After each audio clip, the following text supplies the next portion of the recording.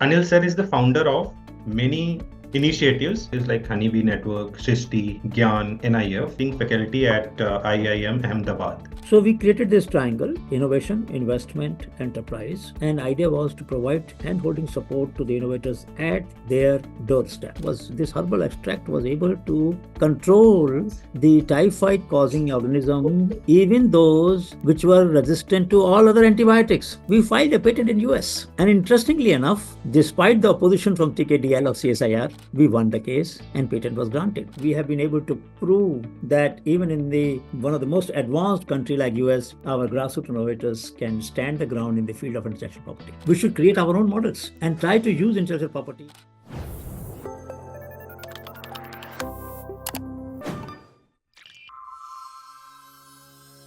I am the host of this webinar today. My name is Vivek Singh, and by background, I am an IP lawyer with 15 years of experience in the IP domain. And in my day-to-day work, I support individual inventors and as well as corporates in getting the strategy to protect their IP rights in India and globally.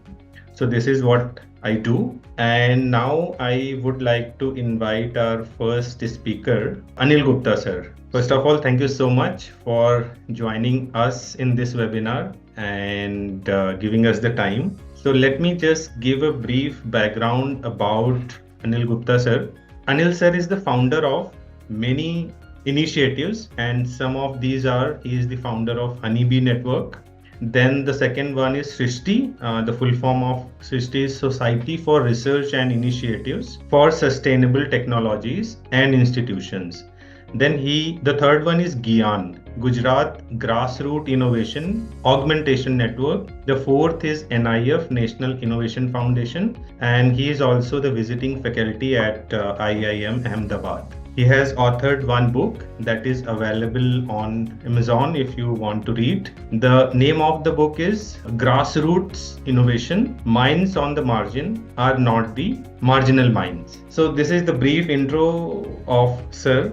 And now I would like to invite Sir to just quickly walk us through his more than 50 years of journey of supporting the innovations, of supporting the grassroots innovators. So would be keen to hear from you, sir. Thank you, Vivek. One of the important consideration for today's evening purpose would be that for such a long time, patents were considered relevant for large corporations, for big companies. Nobody ever thought that patents can help poor people also. But remember, one of the contribution of Honeybee Network, which I founded way back in 88, 89, was that to show that people who are poor economically are not poor intellectually. Absolutely correct, sir. And if they are rich in knowledge, then should that knowledge be taken away from them without any reciprocity, without any accountability, without any acknowledgement, without any attribution? In other words, don't they have any right in the knowledge they produce? And particularly when knowledge leads to innovative outcomes, whether in agriculture, machinery, energy, you name the sector, health, education. So Honeybee Network decided to provide voice, visibility, and velocity to the creative people, primarily in informal sector, but also in the formal sector, particularly young students, school children, college students, etc. And then we set up SRISTI in 93 as an institution to provide backstopping. And we realized in 97 when we organized the first ICCIG.org International Conference on Creativity and Innovation at Grassroots, that it's not enough to document the innovations. Life must change. People must get benefit. So we created GIAN 97 as a recommendation of the conference. And GIAN's motto was to link innovation, investment, and enterprise. This is the triangle, golden triangle as we call it, without which IP would make little difference. Because unless you leverage the intellectual property for one way or the other, it would not go very far. So we created this triangle: innovation, investment, enterprise. And idea was to provide hand-holding support to the innovators at their doorstep. And then after a few years, in 2000, we set up National Innovation Foundation after the but finance minister at our recommendation announced it in the budget speech in 99, and then in 2000 it was set up with a corpus of 20 crores. In 2010-11 it became part of the government, and in 2018 I have stepped down and I have no more any formal connection with the foundation, but the foundation has done a great job. It has filed more than 1,500 patents, all in the name of knowledge holders. Not one of them has name of scientist or anybody else who has added value to the knowledge of the people. Mind you, all the scientists, whether from ICAR, ICMR or CSIR, who validated this knowledge, because the awards were given by the Honorable President of India. I worked with 4 presidents. Dr. Kalam, who started the presidential award, tradition of presidential award, Srimati Patil, who brought the innovation exhibition to Rashtrapati Bhavan, Shri Pranab Mukherjee, who started the Festival of Innovation. And in fact, 10 innovators stayed at his house, at President's house, for 2 to 3 weeks. And then Shri Ramnath Kovindji, who converted Festival of Innovation into Festival of Innovation and Entrepreneurship. And all of this, and then Mrs. Murmu, who gave the award last year. So these awards, unfortunately, have been discontinued now, but we hope that something will happen. They will be resumed. But the point remains that no other country, head of the state, has recognized the merit of innovations in the villages, in the slums, on the roadside, among the roadside mechanics and so on. So this is briefly the journey. We have documented hundreds of thousands of ideas and innovations from more than 550 districts of the country out of 700. Few places may be left. And as we go along, I'll tell you more about what we do. Right, sir. Thank you. And for these initiatives like Honeybee Network, SRISTI, GIAN, NIF. So let's say I am an innovator and I want to avail the support, be it the technical support, be it the financial support. So how I can approach these organizations and get benefited? I think most of the people are not aware about these wonderful initiatives you just mentioned, your Honeybee Network, SRISTI, GIAN, NIF. So how and when they can approach you for further support and handholding? Well, it is very simple to write to us at gyan@gyan.org. The mail will come to me, but also go to other colleagues in the institution. SRISTI has been focusing of late more on innovations by college students. So we give Gyati Award, Gandhian Young Technological Innovation Awards. We also give Dr. APJ Abdul Kalam Children Creativity and Innovation Award, what is called as Ignited Mind Award for children. And then we give HB and Kriya, Honeybee Network Creativity and Inclusive Innovation Award on 29th November. These awards were given for India. And then we give HB and Kriya Global Award, where we have given award to innovators from Argentina, Philippines, Ecuador, Iraq, etc. So they're both innovators within India, but also grassroots innovators outside are recognized by us. We, in fact, are the longest continuing this magazine that we have, Honeybee. It comes in several languages because people-to-people cross-pollination will only take place in local language, not only in English. So very simple to write to us. All my parameters, coordinates are available on the net. If you write Anil Gupta Innovation IIMA or Anil Gupta Innovation GIAN or SRISTI, you will find out all the details. But I would certainly suggest that for people who are from informal sector, our priority is first. We are committed to them much more. But also from the formal sector, innovators for grassroots and innovation from grassroots. About 80% of our time and attention goes to innovation from grassroots. But of late, we realized that there is a need for complementing these ideas and innovation by innovation for grassroots, which somebody, let us say a person like you or somebody else has solved a problem, which can help poor people in the villages or economically disadvantaged people in the villages. We would welcome that and complement both the types of innovations. We have also developed concept of micro venture innovation fund. Microfinance is very popular. It is for goods and services for which market exists. But micro venture innovation fund is for goods and services for which market does not yet exist. That means there's a risk. And that's where the entrepreneurial part comes in. That when somebody takes risk, that person should also get risk capital. So we also provide risk capital. We invite investors to join hands in providing such capital to people at easy terms. In addition, we also organize People Festival of Innovation, where you were recently invited. Right. At Delhi this year it happened. at IIC Indian Innovator Center, and this was the third People's Festival which CCAMP and GIAN organized together. And we have decided to also honor some people at iccig.org, where I would again invite you and invite other people to write to us. International Conference on Creativity and Innovation at Grassroots, which will be held at Indian Institute of Management, Ahmedabad during January 28 to 30, as a part of collaboration between GIAN, Honeybee Network, and Center for Management in Agriculture at IIMA, and supported by SRISTI and other partners like Malaysian Innovation Foundation and Vada Chemicals and Suzuki Innovation Centers and many other partners who are supporting this conference. So what I will do, like after this webinar is over, so we will put the recording of this video in YouTube, and in the description they can find all the all the emails you have just mentioned can be found in the description of the video, so that they can write to you, approach to you in case they have something to get supported for. Right, sir. So thank you so much for this answer. Now I would like to know more about your book you have written on grassroots innovation. So if you can just quickly let us know what this book is all about. You're referring to. Yes.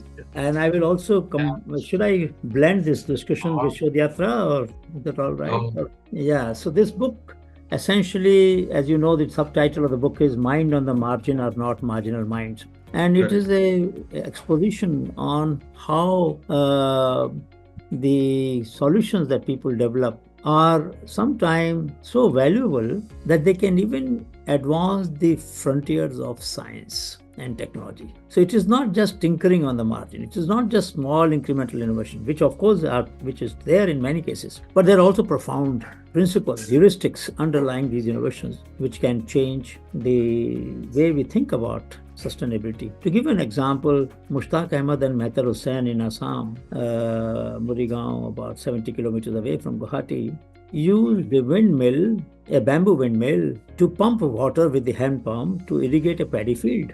Now, there were two things that are very interesting in this experiment. One, they didn't ask the question whether paddy field should be irrigated in 4 hours or 40 hours. If you use the pump set, you can irrigate in 4 hours. But do you know that 4 hours, when you flood the field in 4 hours, more nutrients are leached into the groundwater. So you get less value out of the investment that you have made in the fertilizer. Secondly, plants need moisture, not water.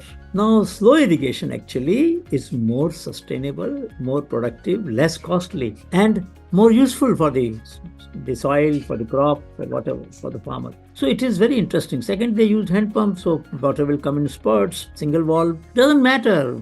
The field doesn't bother whether you are giving water regularly or spurts. So there are lessons which can be used from the innovations into mainstream production system and incorporate them. We have many such examples where one of the case I must mention there, when Raghuvansh Prasad, one of the healer from Jharkhand, developed a drug for typhoid. And our team at that time at NIF, National Innovation Foundation, sent this for validation to ICMR, Indian Council of Medical Research Virology Lab in Kolkata. And they found that this herbal extract was able to control the typhoid causing organism, even those which were resistant to all other antibiotics. So it was better, not just at par, better than the available medicines, available drug, antibiotic available in the market for typhoid. We filed a patent in US. And interestingly enough, despite the opposition from TKDL of CSIR, we won the case and patent was granted. Now, the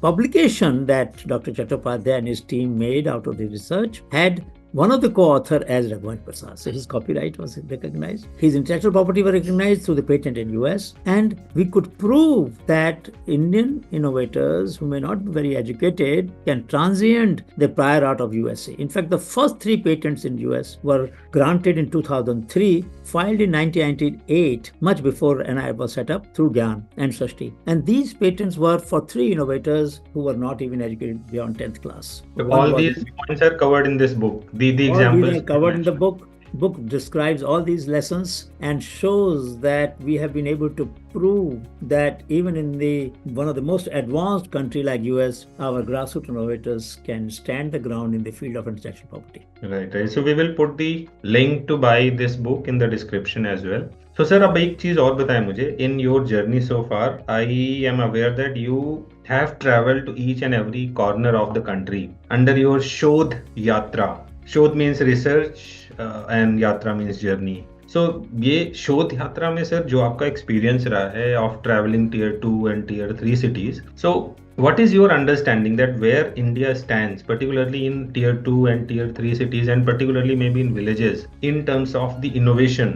या सारी innovation सिर्फ metros में हो रही है या tier 2 and tier 3 cities are having equal or even better opportunities or In output? fact, when it comes to what is now called popularly as frugal innovation, when we used this term way back 40 years ago, it was not so popular. Grassroots innovation phrase did not exist in English language at that time. The innovations that people who are economically constrained develop inevitably will economize on material resources and leverage mental resources. So they are more knowledge intensive rather than material resource intensive. That's one thing very clear. And I've walked in every single state of the country, from Andaman Nicobar Island to Gorej Valley near Kargil in Jammu Kashmir, all states without exception. And there is not one state where we have not found somebody trying to solve problems. Some experiments somebody may have failed several times, and yet the indefatigable spirit of the people who experiment is very visible.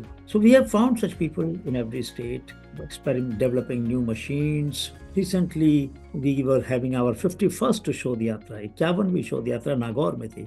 In summer, we go to hot places, and in winter, we go to cold places. Yes. And in autumn, we go to Himalaya with my Okay. students at IIMA. So we have 3 times. This time, we had 4 Shodh Yatras. In winter, we went to Nagaland. Summer, we went to Rajasthan, Nagaur. Then first one with the PGP students was in Lahore Spiti. And then second one with PGP ex-student was in Sikkim in eastern Sikkim, eastern part of Sikkim, in about 10,000 feet. So and my colleague Dr. Anamika was also co-teacher, co-faculty in this course. So what I'm trying to say is that these Shodh Yatras, we try to learn from 4 teachers: teacher within, teacher around, teacher in nature, and teacher among common people. And we have been able to prove time and again that India is extremely rich in knowledge. The problem often is that we don't recognize it and we don't help it. But I must give credit to the IP community. All patent lawyers who have filed patents for us have not charged for their time. It is all pro bono. And I really want to put on a record that IP committee was the first committee in the country which made pro bono contribution. If we had to pay all the fees for Indian and US patents, it would have been in crores of rupees. So that is the contribution that IP committee has made, and I acknowledge it with gratitude. Similarly, scientists have made a great contribution. None of scientists have charged for their own time for validation. So our cost of validation is very low in that sense. Shodh Yatras have also taught us one thing more, that there is a huge desire to use even traditional knowledge for solving problems. And traditional knowledge of one region can become innovation for another region. That's very interesting. A lot of biodiversity exists in our society. A lot of traditional knowledge around biodiversity exists, but also around non-biodiversity resources. The names, the classification of clouds, the wind, the soil, the rocks, and so on and so forth. So many things that our society needs have been classified, have been understood, and have been characterized by some of the people in their own way. Of course, blending modern science with the local knowledge is one of the goals that Honeybee Network has pursued, and I can assure you that both will get fertilized, both will get developed. The community knowledge will develop, but also the intellectual community will be gained by shaking hand. We have, about patents, I will tell you later, but our licensing rate is not too bad compared to the some of the top institutions that are filing patents in the country. Right, sir. And at the last, I think we will have to record 1 or maybe even 2 hours of session with you, particularly to cover your recommendations, to cover your journey. But I think for now, sir, the last question I would like to raise is that what is your message or your suggestion to the new age innovators, the grassroots innovators particularly,